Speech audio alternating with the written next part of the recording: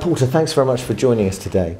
It would be good to get just your insights on e-commerce versus retail, how that's developing, and what your view is on the future of that.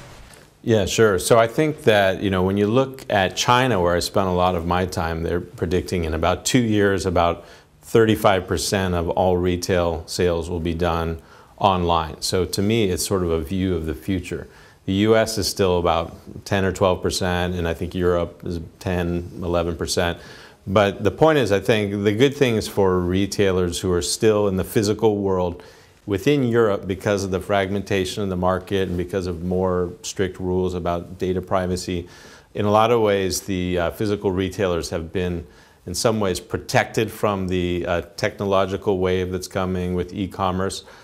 So I would just say that a good view to the future of where things are going is to look at China, where so much has moved online, because the good news for retailers here, it's not too late, but it means embracing this new form of retail earlier rather than later. It's interesting at the moment, Porter, because we've got e-tailers moving into retailers and retailers moving into e-tailers. How do you see physical space and physical retail beginning to develop alongside e-commerce? Well, I think the advantage that the pure play online retailers like Alibaba or Amazon, the advantage they had in a way is, despite the fact that they didn't have much of a brand to begin with, they didn't have customer relationships, they could start e-commerce from scratch and sort of build the retail environment they thought was best without having to lay off people or shut down shops. So now that they've gotten to a certain level of maturity, I think their steps into physical retail, it's on the one hand, they're acknowledging that yes, there will be a combination of online and offline, but they're doing it in a way where they can sort of design it in a way they think is ideal for the future. And a lot of what physical retailers are in the position now is they're looking at themselves right now and thinking, what's my next step? Whereas Amazon, Alibaba, as they go into physical retail, they're thinking, 10 years from now, how will retail be? And they're kind of leapfrogging ahead. I mean, obviously we're here at the EPRA conference. How do you think the real estate part of it, the physical real estate side of it, is keeping up with that? Do you think that they're beginning to adjust their models? Yeah, so being here at EPRA, the good thing for me is that now as I talk to people, I realize that, the physical retailers are getting aggressive about initiatives, of digital initiatives, whereas maybe in the past there was a little bit of a denial of where things were. I think the early stage of e-commerce and disrupting retail, a lot of retailers just kind of denied there was a problem or a challenge.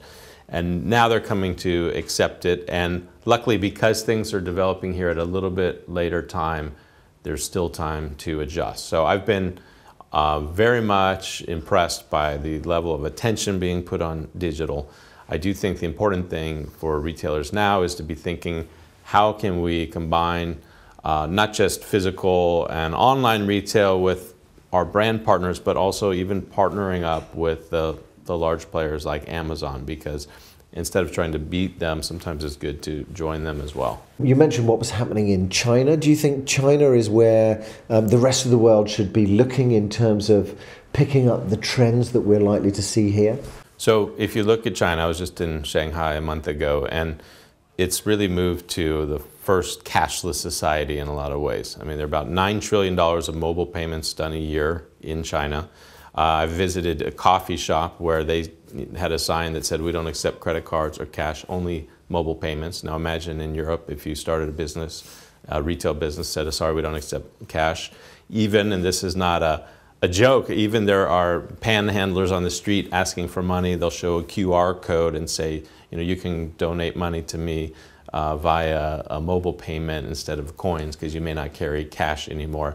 And so China has moved to a cashless society.